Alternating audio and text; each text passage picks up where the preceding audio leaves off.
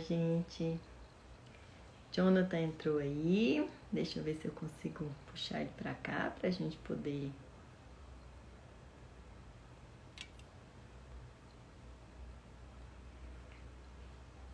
Jonathan, você viu um sinalzinho aparecendo pra você aí, pedir pra participar ao vivo? Clica nele pra gente que você entra aqui. É o Jonathan que vai nos ajudar hoje com acessibilidade, né? Para as pessoas que se comunicam em Libras. Então, vou só esperar ele conseguir entrar ali. Deixa eu ver se eu consigo chamar ele.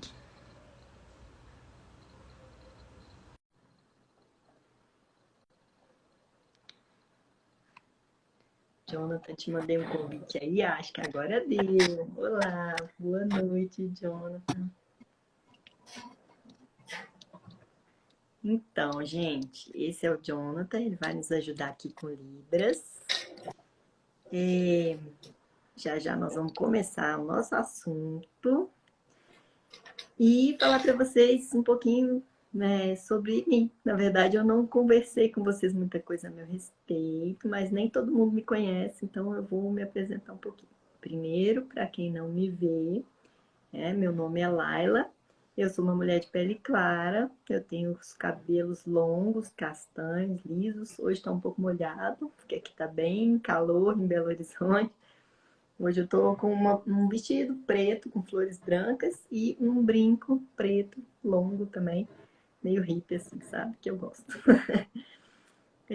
Eu sou médica de formação, né? Já tem mais de 16 anos que eu trabalho com inclusão. E eu venho de uma história de trabalho no Ministério Público e já há mais de 14 anos no Ministério do Trabalho. E desde então que eu venho trabalhando com essa questão de colocar as pessoas no mercado de trabalho, né?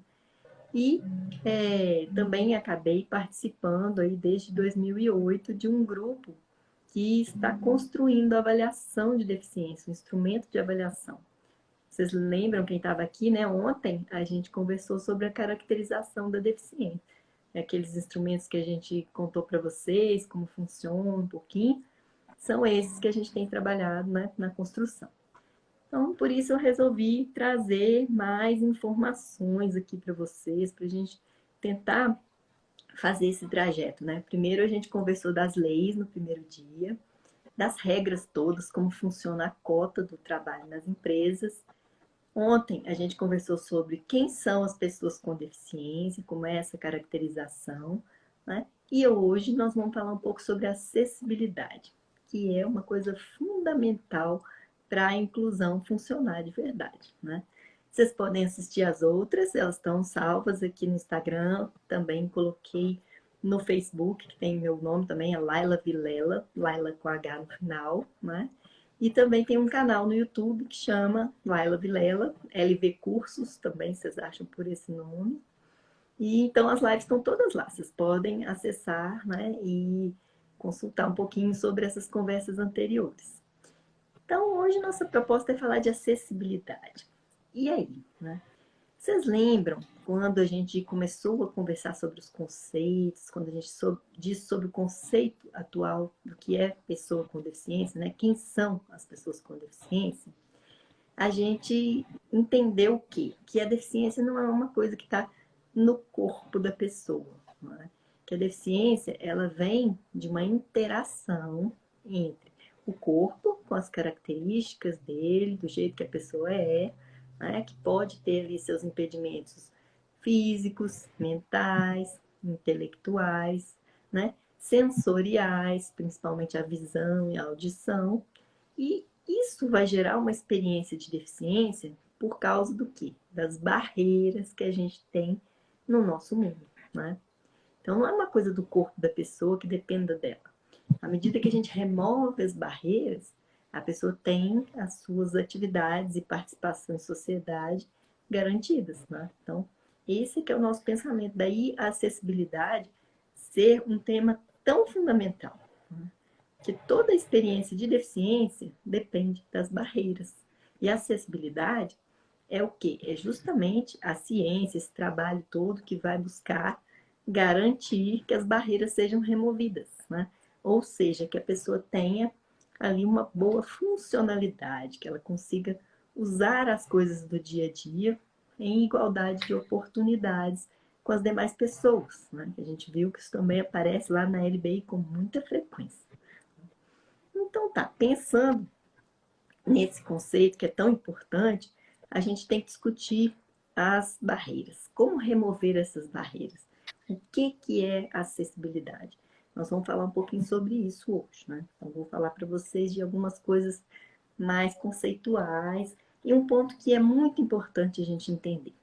A gente viu que existe a obrigação de ter pessoas trabalhando lá na lei de cotas, né? Conforme o tamanho da empresa, tem que ter mais pessoas, né? E aí, como é que faz isso? Ah, tá, então eu já tenho as pessoas da minha cota obrigatória, então eu não preciso me preocupar com a acessibilidade. Vocês acham que isso vale, gente? Que é assim que funciona? Não é assim que funciona. Por quê? Existe toda uma legislação que exige que se tenha acessibilidade. Porque senão acontece aquela coisa, falar, ah, não, aqui eu não tenho nenhuma pessoa que utiliza cadeira de rodas. Não preciso me preocupar, né, de garantir uma rampa, um elevador. Mas não é assim que funciona, porque senão a gente tem que pensar o quê? O que vem primeiro, o ovo ou a galinha, né? Se eu não tenho a rampa, nunca que uma pessoa com deficiência que utiliza a cadeira de rodas vai buscar trabalhar na minha empresa. Então, são direitos e deveres independentes, né? Eu tenho que ter a cota cumprida? Sim. Mas, mesmo que eu não tenha a cota para cumprir, ou que eu já tenha cumprido essa cota, eu tenho que garantir acessibilidade para todos. Então, uma coisa não exclui a outra. Isso a gente tem que ter muito claro quando a gente vai tratar dos direitos. E a gente tem que entender que a eliminação de barreiras à acessibilidade é um direito meio, né, para a gente garantir um direito maior, que é a inclusão, que as pessoas estejam na sociedade em igualdade de direitos, né, igualdade de oportunidades com as demais. Porque não adianta a gente colocar na lei que todo mundo tem direito à saúde, trabalho, educação, se a gente não garantir o meio das pessoas acessarem esses direitos. E a acessibilidade, então, é fundamental para que a gente alcance os demais direitos, né, tão importantes para qualquer cidadão, qualquer ser humano. Então, é aí que a gente tem que trabalhar muito nesse ponto. Né? E então, agora que a gente já percebeu que a acessibilidade, a falta de acessibilidade, na verdade, é o que causa a experiência de deficiência na população. Né? Então, a gente até brinca que o termo poderia, ao invés de ser pessoa com deficiência, pessoa em deficiência, porque esse grau de deficiência aí, ele pode mudar muito se a gente remove as barreiras. Né? Não é só uma coisa do corpo da pessoa, tem que ser a interação do corpo com seu contexto de vida, né? Seu ambiente. Aí a gente falou um pouquinho disso ontem, seu ambiente físico, né? Geografia mesmo, onde eu moro, é zona urbana, zona rural, né? Ali é frio, é calor, chove muito, isso tudo modifica a nossa vida no dia a dia. Né? E as outras coisas, ali tem construções acessíveis ou não, tem transporte acessível ou não, né? Eu tenho as tecnologias assistivas que eu preciso para fazer as coisas no dia a dia ou não tenho? Então, essas perguntas que a gente se faz para compreender a deficiência da pessoa, né, como um todo. E aí é que a gente vai batalhar para garantir a acessibilidade, para eliminar essas barreiras, o máximo possível delas. Né? E aí a gente tem que pensar o seguinte, o que são essas barreiras, né, gente? A gente fala tanto de barreiras, barreiras, mas muitas vezes a gente pensa na barreira como aquela barreira da arquitetura, né? Mais fácil de perceber, ah, tem degrau aqui, as pessoas não acessam. Mas só que não é só isso, a gente tem barreiras de vários tipos. Uma muito importante é a barreira de comunicação, né? O Jonathan está até aqui para nos ajudar a romper um pouco dessa barreira. Por quê? Eu não sei Libras, né? Muita gente que está aí utiliza Libras como sua língua principal, que é reconhecida oficialmente no Brasil, tudo bonitinho. Porém, o que acontece? A gente não sabendo Libras, a gente precisa de ter uma pessoa como o Jonathan, que é intérprete, né? Ele vai facilitar esse canal de comunicação. Tem outros meios de fazer isso? Pode ter, né? Então, por exemplo, aprender Libras desde pequeno na escola seria o ideal, né? Mas enquanto a gente não chega lá, a gente tenta quebrar a barreira da comunicação dessa maneira, né? É uma forma. E aí a gente pensa, mas tem outros tipos de barreira. Tem barreiras nos transportes, por exemplo. O que são essas barreiras no transporte? Se a gente chega lá para pegar um ônibus, né, um transporte coletivo, e ele não tem ali o dispositivo para subir a cadeira de rodas, ou as pessoas que estão ali não se comunicam em Libras, por exemplo, ou as informações que estão ali no ônibus de preço da passagem, por exemplo, está num cartaz escrito. E a pessoa com deficiência visual não vai ter acesso a essa informação. Então, isso também são barreiras nos transportes, e elas são das formas mais diversas, né? A gente tem o que a gente chama de barreiras urbanísticas também, que são o quê? São as coisas dos espaços públicos, privados também, que muitas pessoas utilizam, mas são as coisas do dia a dia. Então, lojas, né? Os shoppings, as ruas, os semáforos, né, de trânsito. Então, tudo que está ali no nosso contexto da cidade, da convivência urbana ou rural, são as questões urbanísticas. E muitas delas serão barreiras importantes, né? A gente tem barreiras de informação também. Toda vez que a gente não transmite a informação em pelo menos duas vias, né, a gente está gerando uma barreira. Então, aqui hoje, a gente está transmitindo a informação em duas vias. A minha fala, né, e os sinais que o Jonathan está fazendo ali. Porque a gente sempre tem que garantir que toda a informação seja acesse pelo menos dois dos nossos sentidos, né? Então, eu tenho que garantir que pelo menos dois sentidos possam ser usados ali. Se eu não tenho a visão, eu utilizo a audição. Se eu não tenho a audição, eu utilizo a visão. Eu posso utilizar tato em algumas situações, né? Então, a gente tem que conseguir transmitir essa informação para dois sentidos. Só assim ela é realmente acessível, tá? E esse é um dos princípios fundamentais da acessibilidade.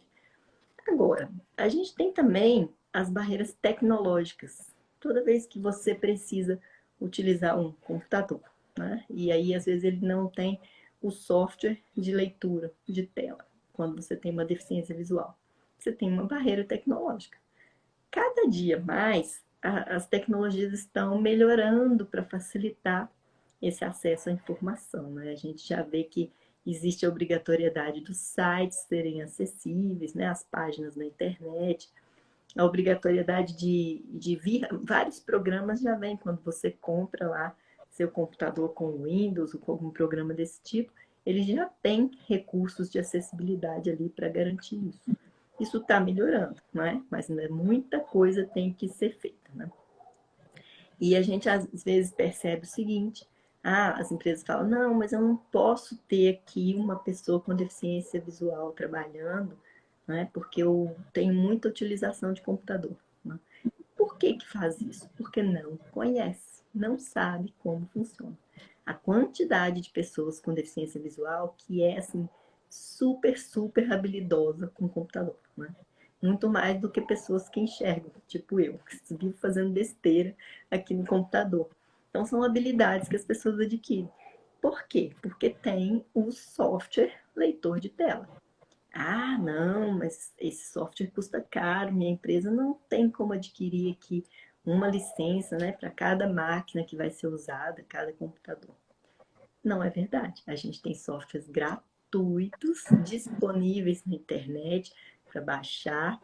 A página, inclusive, dos softwares, ela descreve como você vai fazer a integração daquele software de acessibilidade com os que você utiliza lá na sua empresa, né? Então, esse tipo de argumento, gente, é o quê?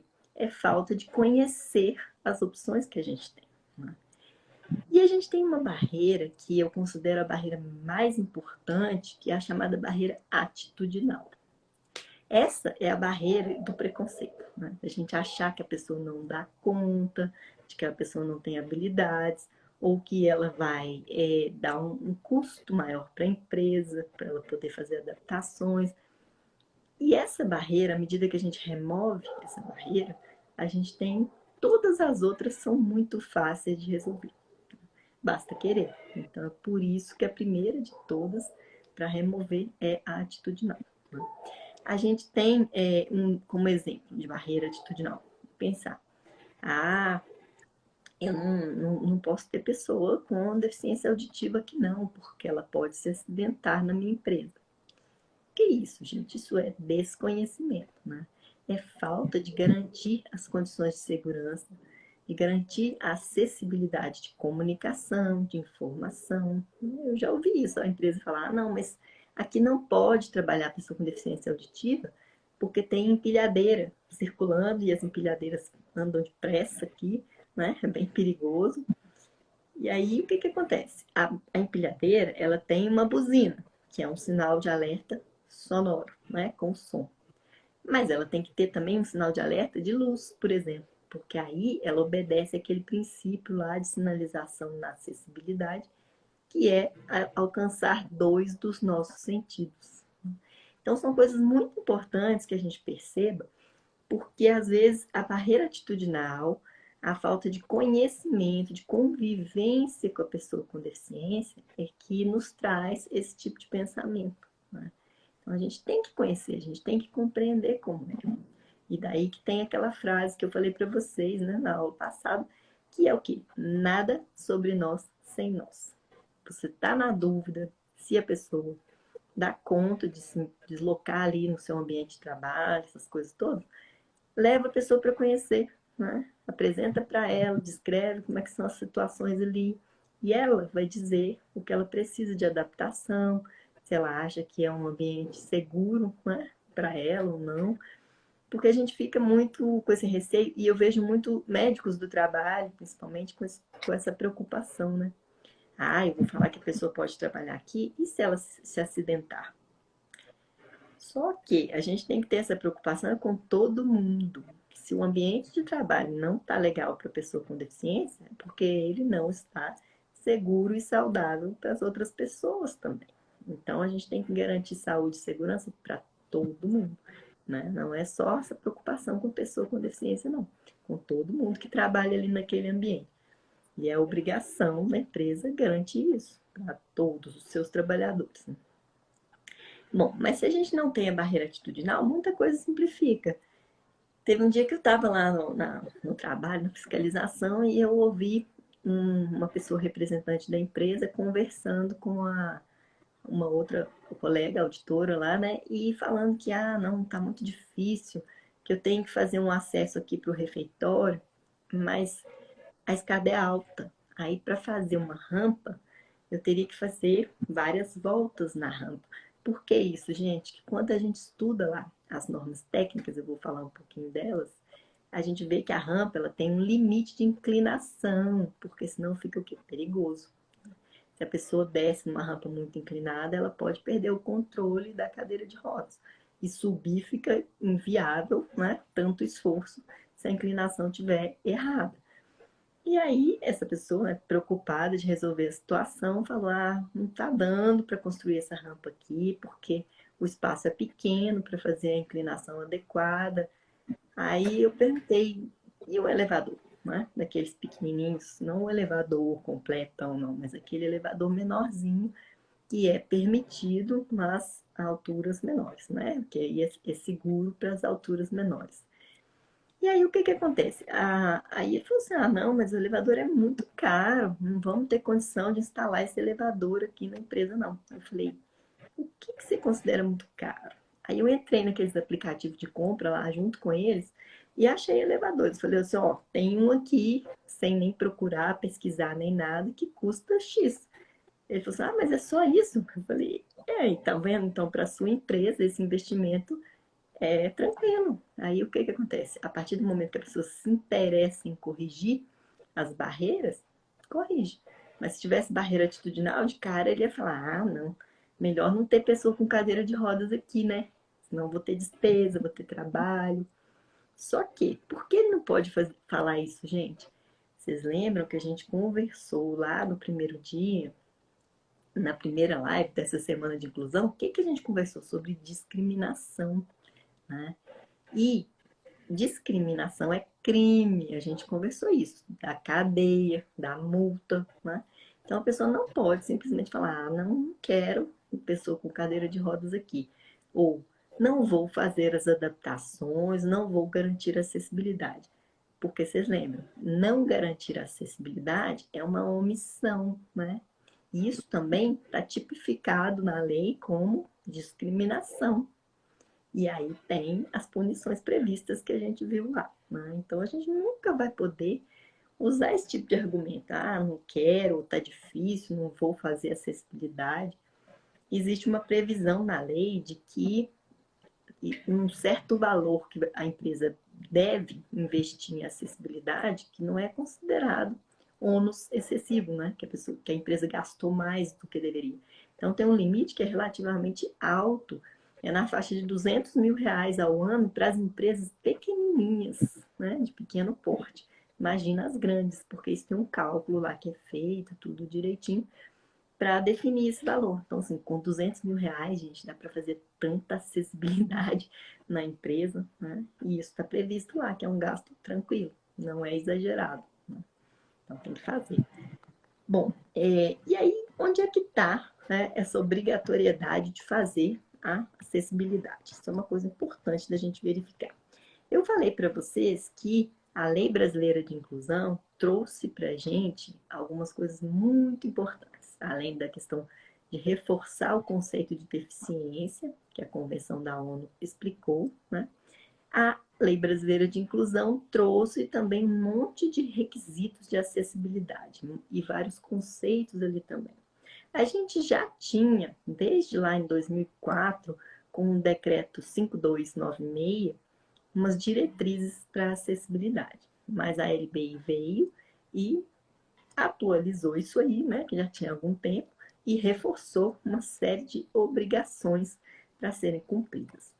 Quando a gente vai lá no artigo 34 da LBI, o que tem nesse artigo? Ela fala o seguinte, ó, a pessoa com deficiência tem direito ao trabalho de sua livre escolha e aceitação. Não podemos restringir trabalho para pessoa com deficiência. E mais, é em ambiente acessível, inclusivo e em igualdade de oportunidades com as demais pessoas. Ok, então o artigo definiu o direito. É qualquer trabalho que a pessoa quiser e tem que ser acessível, inclusivo, um ambiente bom, né, para trabalhar. E aí veio o parágrafo que definiu o quê? Quem tem a obrigação de garantir esse direito. Porque muitas vezes não basta dizer que tem o direito, tem que dizer quem vai cuidar de cumprir, né, de assegurar esse direito aí. E aí o que eles dizem lá no parágrafo 1º da LBI? Que as pessoas jurídicas de direito público, né, privado ou de qualquer natureza são obrigadas a garantir ambientes de trabalho acessíveis e inclusivos. O que isso significa, gente? Todo mundo, né? São todas as empresas que falam assim, ah, minha empresa não precisa porque não tem cota para cumprir. Precisa. Acessibilidade não depende de ter a obrigação da cota. São obrigações diferentes, previstas em leis diferentes, e uma não exclui a outra, né? Então, a gente sempre vai ter essa obrigação de fazer ambiente acessível e inclusivo. Alguns locais já começam a se preocupar mais com acessibilidade em função do cliente, né? Pessoa que está lá fora, que também é um comprador de produtos e serviços e merece essa garantia da acessibilidade. Mas com o seu trabalhador, às vezes isso fica deixado de lado, né? E o que não é interessante. Porque eu disse aqui também, acho que foi no primeiro dia, sobre o grau a capacidade de ser inclusivo das empresas, né? Isso vai variando. No começo, elas só querem cumprir a obrigação mínima ali do necessário, contratar pessoas que não têm quase nada de alteração funcional, né?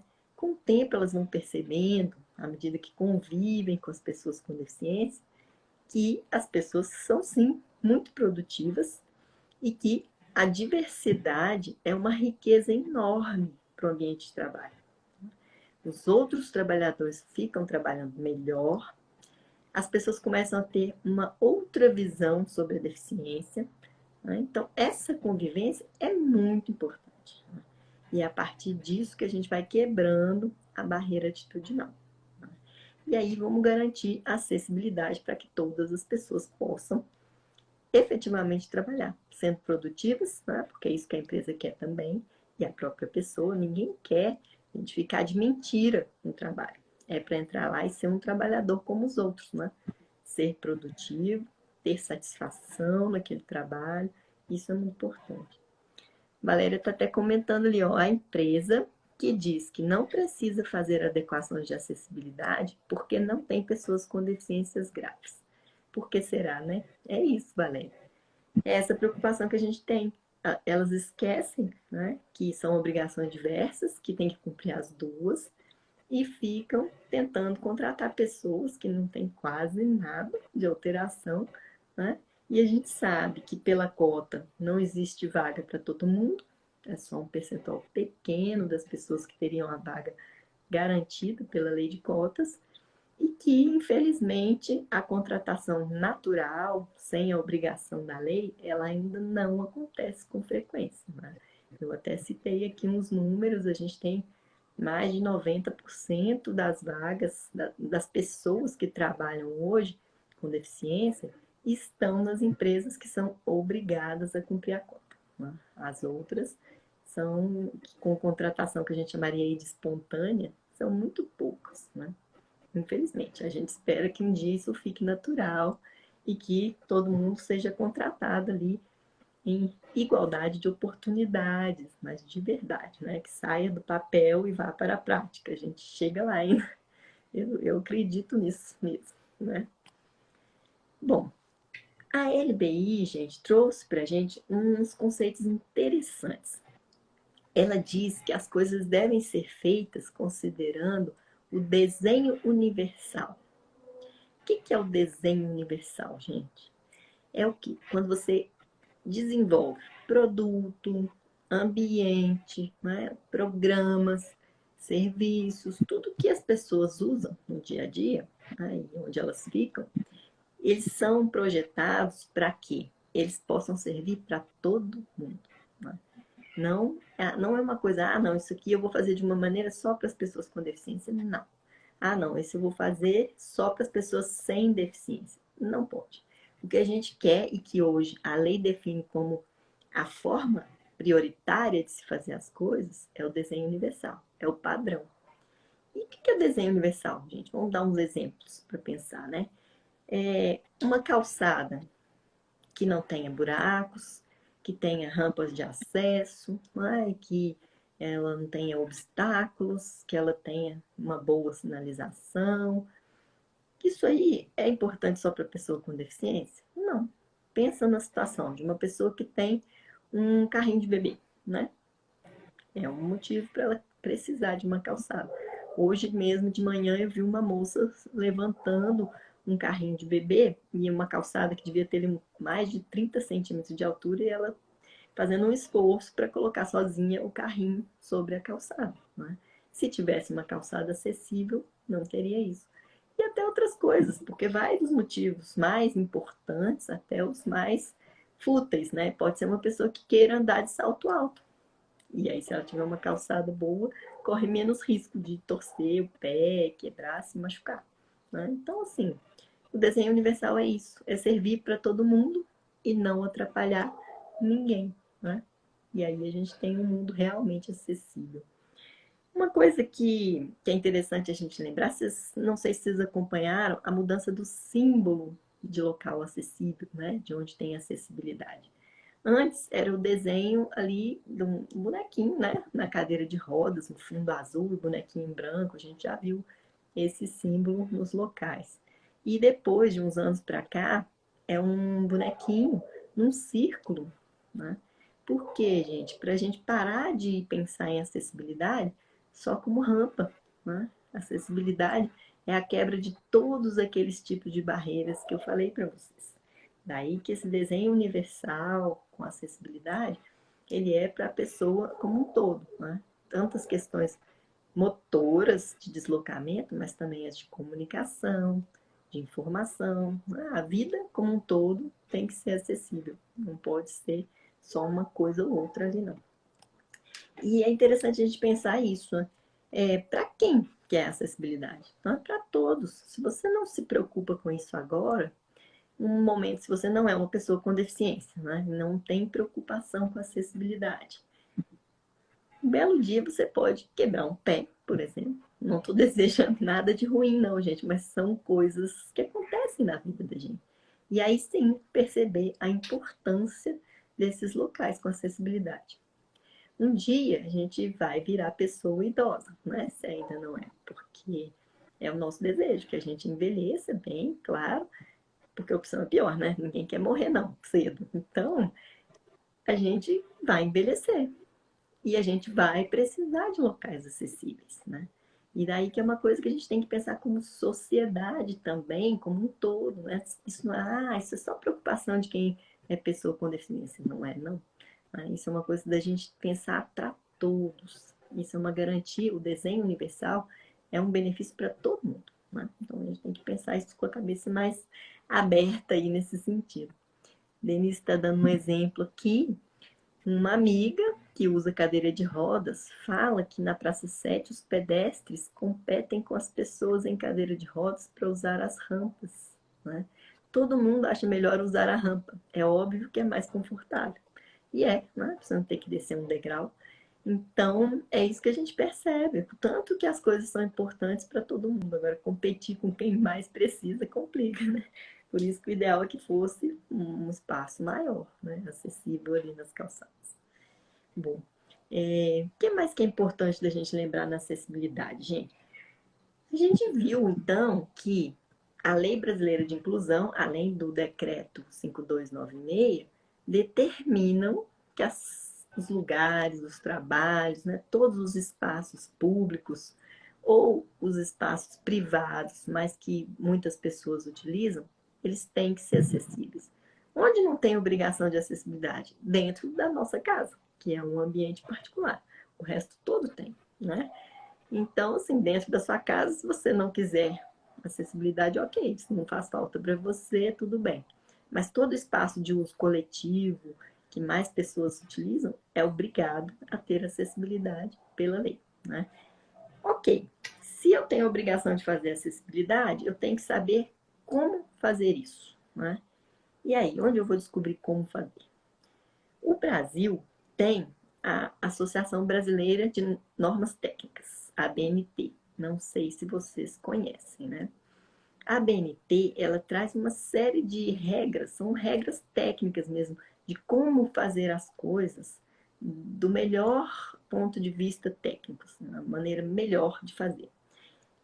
Aí as pessoas falam, aí a BNT faz as NBR, né? As normas técnicas brasileiras. Essas NBR costumam ser caras, né? O pessoal fala, não, mas eu não posso comprar essa norma, não, que ela custa bastante caro. Para não ter essa desculpa, né, de cortar gastos, o governo brasileiro, há uns anos atrás, a Secretaria da Pessoa com Deficiência, já tem muitos anos isso, fez um convênio com a BNT e todas as NBR que são ligadas à acessibilidade são gratuitas. A gente joga lá na internet o número dela, né, NBR e tal, e acha e pode baixar sem pagar, né? Para não ter desculpa para não fazer acessibilidade. E quais são essas normas que interessam para a acessibilidade? Nós temos várias, são acho que umas 15 normas, eu nunca parei para contar, não, mas são muitas. Só que várias delas têm uma aplicação muito específica. Então, por exemplo, tem uma NBR que é só para acessibilidade em transporte ferroviário, né? Uma NBR para transporte em avião, que são específicas, só essas companhias que fazem isso vão usar.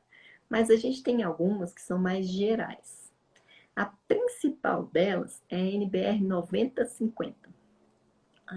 Ela teve uma revisão recentemente, em 2020, uma emenda que a gente chama, né? Completaram algumas coisas E depois fizeram também uma outra revisão pequenininha, uns ajustes em 2021. Então a gente está com ela aí bem fresquinha, né? Bem recente. É gratuita, vocês podem consultar na internet, né? E essa, gente, é a norma mãe da acessibilidade.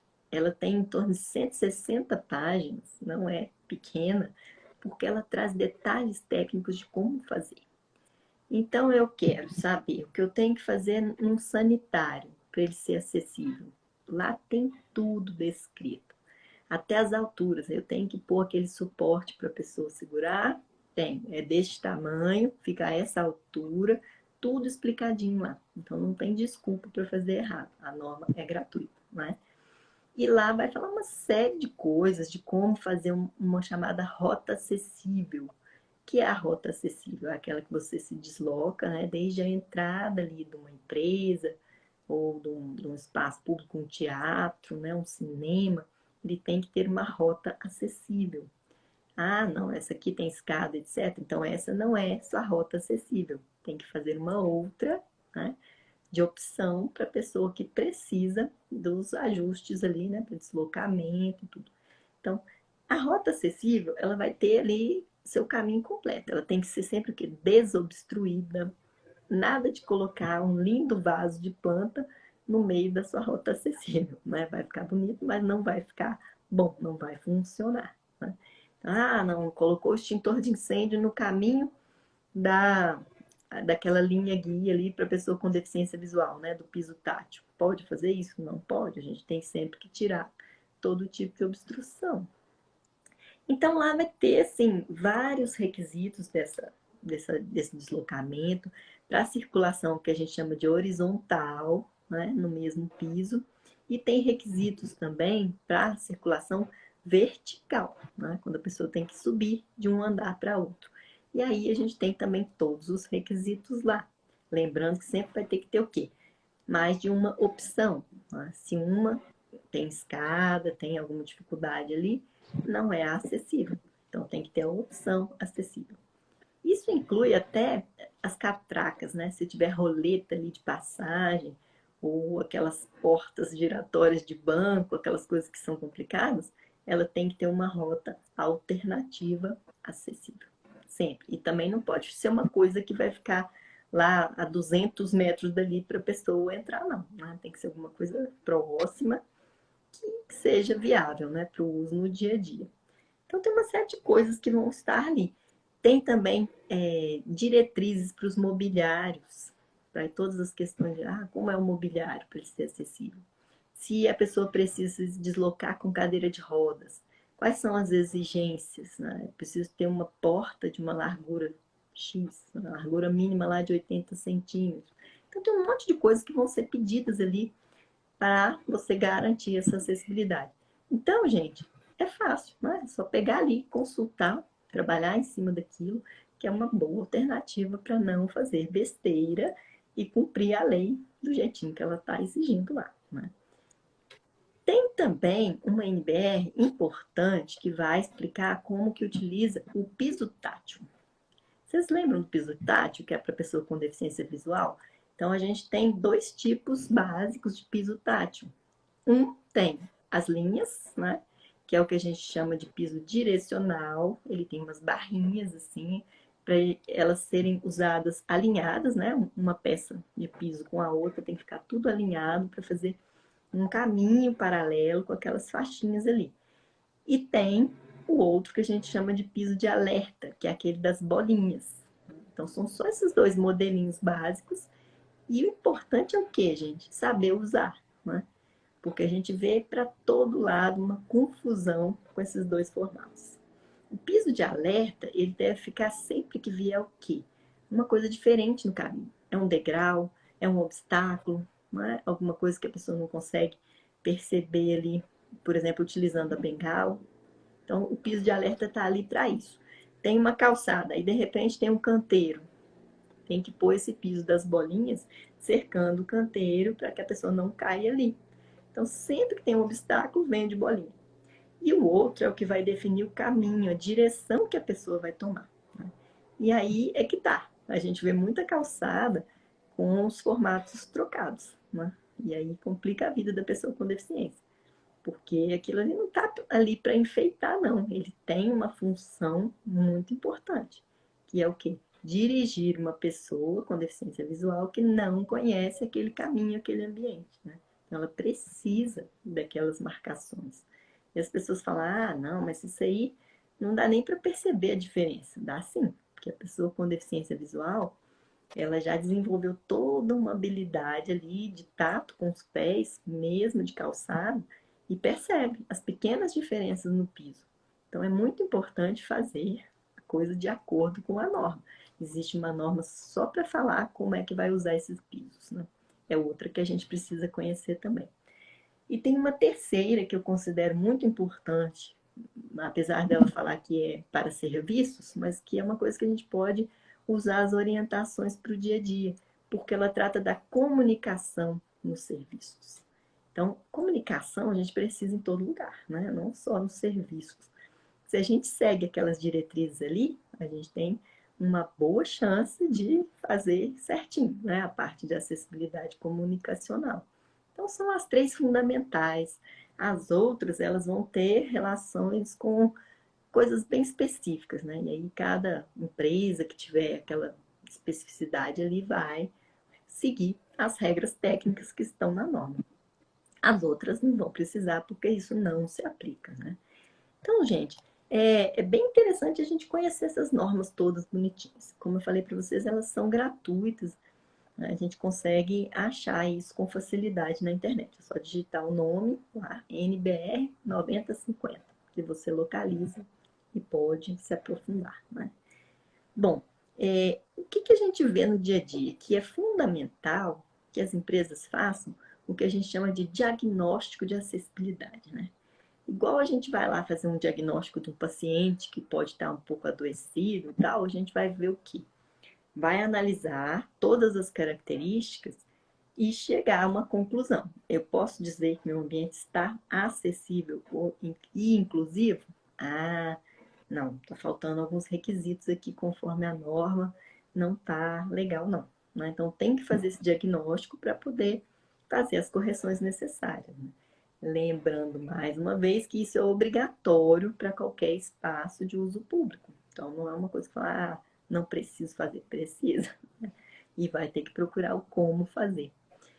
Eu tenho percebido até que essa parte de acessibilidade pode ser um bom campo de trabalho para os ergonomistas, né? Eu também sou dessa área da ergonomia. O que a ergonomia faz, gente? É adaptar o trabalho ao ser humano. E a pessoa com deficiência é um ser humano também, com suas especificidades. Por que não o ergonomista trabalhar nesse sentido? Acho que é um bom local, né? Um bom nicho de trabalho ali, investir na questão da inclusão, da acessibilidade, tenho visto como uma boa possibilidade.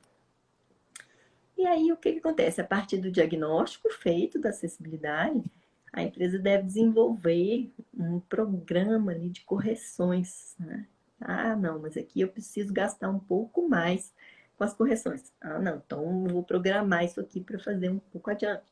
Mas ela deve fazer esse cronograma para que não deixe ficar nada de fora, né? A acessibilidade tem sido fiscalizada, deu uma paradinha aí com esse período da pandemia, mas é uma coisa que a auditoria está olhando, sim, né, em todos os locais do país. As empresas devem já partir para essas adequações mais rápido possível, né? Já está com certo atraso, se a gente considerar que o primeiro decreto que tratou mais explicitamente de acessibilidade foi em 2004, gente, né? E aí, muitos anos para a gente ter feito as correções que ainda não foram feitas, vamos fazer, né? Então, quando a gente constrói esse entendimento todo ali, né, desde o princípio, que a gente conversou na primeira aula, sobre legislação, né, as regras de inclusão no trabalho, depois a gente viu a caracterização da pessoa com deficiência, quem são as pessoas, as adaptações que ela necessita, como que a gente verifica isso, a gente vê a parte de acessibilidade, e aí a gente vai ter as ferramentas, gente, para construir o quê? Um programa de inclusão, né? De verdade, que funcione, que a gente consiga realmente colocar as pessoas para trabalhar e aquelas pessoas que realmente precisam da ação afirmativa, tá? Não é difícil, basta querer, basta quebrar a tal da barreira atitudinal que a gente vem falando tanto, né? Então, o que a gente propõe? Eu venho acompanhando as dúvidas, as solicitações de várias pessoas. Ah, Lara, como que funciona isso? Como que eu faço com aquilo? Né? E aí a proposta que eu me fiz foi de desenvolver um curso de formação sobre isso. Né? E ele pega justamente todo esse caminho que a gente fez aqui, um resumo rápido nesses 3 dias, mas é claro que lá no curso é tudo muito mais detalhado, aprofundado. A gente tem 25 aulas lá com todo esse conteúdo, tá? E a ideia é essa, que a empresa ou a pessoa que vai fazer uma consultoria de inclusão, que quer trabalhar com isso, ela tenha tudo que ela precisa para chegar lá e montar um bom programa de inclusão. Então, esse curso ele vai funcionar dessa maneira: 25 aulas gravadas, em que a gente tem todo esse conteúdo. Ah, não, mas eu pego esse conteúdo na internet. Não, não pega, porque o que acontece, gente? É muito conteúdo. Para você estruturar isso de uma maneira simples, objetiva e prática, não é de um dia para outro. Então, se você quer economizar seu tempo, a melhor maneira é ir lá e verificar como funciona esse curso, fazer esse curso, porque você vai ter esse conhecimento, tem a certificação do curso, e aí você está apto a trabalhar com isso, fazer programas de inclusão, resolver os problemas que você vê, por exemplo, na empresa que você trabalha. Né? Então, existem essas aulas gravadas, que a pessoa assiste quando quiser, e existe também o processo que a gente chama de mentoria. O que é a mentoria? São momentos para tirar dúvida ao vivo com a professora, que sou eu, né? Então a gente vai conversar diretamente para esclarecer as dúvidas. E tem mentorias especiais para a parte de caracterização da deficiência. Se você é uma pessoa que trabalha com laudos, não sabe bem quem que você pode incluir lá na cota da empresa ou não pode, a gente tem um módulo que a gente fala de um a um daqueles impedimentos que a gente conversou na aula passada. Então, tem aula dos físicos, dos auditivos, intelectuais, mentais, por aí vai. Todas as situações, como fazer um bom laudo caracterizador, obedecendo esses requisitos, né, que hoje tem lá na Convenção da ONU, na Lei Brasileira de Inclusão.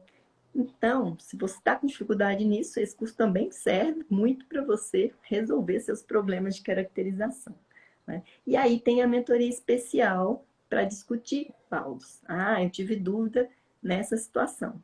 Vamos ter um dia de conversar sobre isso, né? Diretamente comigo para a gente resolver os problemas. Eu brinco, tá, tudo tem solução. Se a gente não sabe ela naquele momento, a gente vai descobrir junto, né? Mas é para isso é que serve a mentoria, para resolver seus problemas. Então, a gente vai estar disponível lá nas datas marcadas e quem for acessar o curso vai ter esses momentos específicos, né? E vai poder resolver todas as situações que está vivendo ali, tá?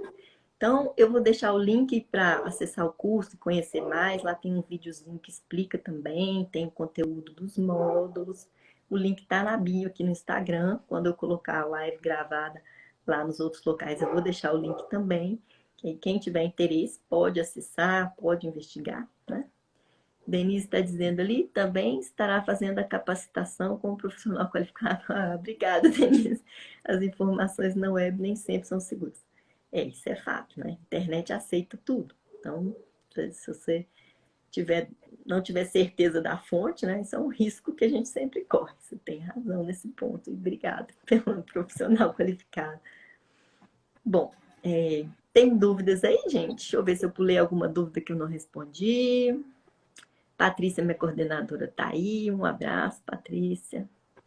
Acho que a gente foi falando, né? Se alguma eu esqueci, por favor, coloque as dúvidas. Ah, o Mário tá aí também. Olá, Mário. Mário tá lá num evento dos engenheiros de segurança e tá assistindo aqui, né, Mário? Obrigada. Muito bem. Eu acho que a gente foi respondendo as dúvidas, né?